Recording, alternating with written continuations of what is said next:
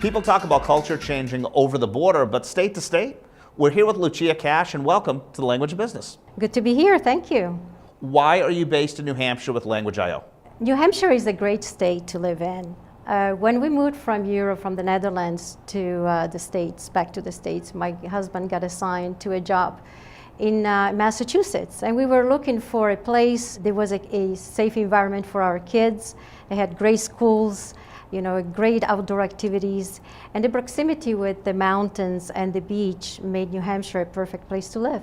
From an international language communication standpoint, is Massachusetts different than New Hampshire? Well, Massachusetts is definitely different. I think that what we need to look at is how New Hampshire has improved and has grown in the last 15 years. They made a great effort in absorbing some of the jobs from the Boston area tech belt. They have built a tremendous economy in New Hampshire, perhaps because our taxes are lower, perhaps because we have a great family atmosphere in New Hampshire, perhaps because the housing situation there is much better than Massachusetts. My house, for example, it will be double as much in Massachusetts. So all these factors I think have contributed in many companies opening up also in New Hampshire. How can you be effective at Language.io if your team is spread across the United States? Many companies work remote, and it's become a norm right now, and we are no exception. Language.io is not exception. We have a very cohesive team of professionals, and we all know the jobs really, really well. We have been able to foster a very good environment, a very exceptional environment, and we all work well together. If Language.io ever expanded internationally, how would your communication change? Our communication won't change very much. We have a very good dynamic. We are an international company, and we're used to working with business partners and customers overseas, all around the globe. So I don't think that much will change, if we go on and become a bigger company. When you're all together in the same room, do you think communication is better?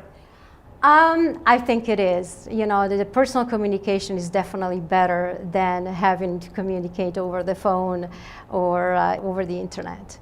When you communicate, do you prefer European languages or American languages? Oh, that's a tough question. I do prefer American language when I'm here, and obviously when I'm in Europe, I only speak my native language. You're a polyglot, you speak several languages. How did you learn so many? It's a long story, but to keep it short, I studied in school, in high school. We learned 4 languages. And then living in Europe is very easy to pick up one language or the other. As you travel, you learn and speak with other people, and it's easy to learn. Which languages are now most in demand at Language.io? Usually the languages that we call FIGs, which is French, Italian, German, and Spanish.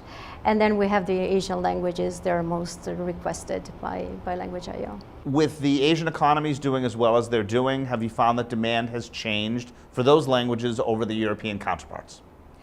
Not necessarily. I think it's equal, but the Europeans are more keen to buy American products, so we see more requests from European languages. Is international language communication different in Europe versus Asia? Yes, it's definitely different. The cultures are completely different, and in Asia, the market is different than it is in Europe. Therefore, it's obviously there is a gap there. But does Language.io's product differ from one region of the world to the other? No, it does not differ. We just provide the same level of customer support that we provide to any language. So even going from an arcane Asian language to a commonly spoken European one, the software works exactly the same? The software works great. Lucia, thank you. You're welcome.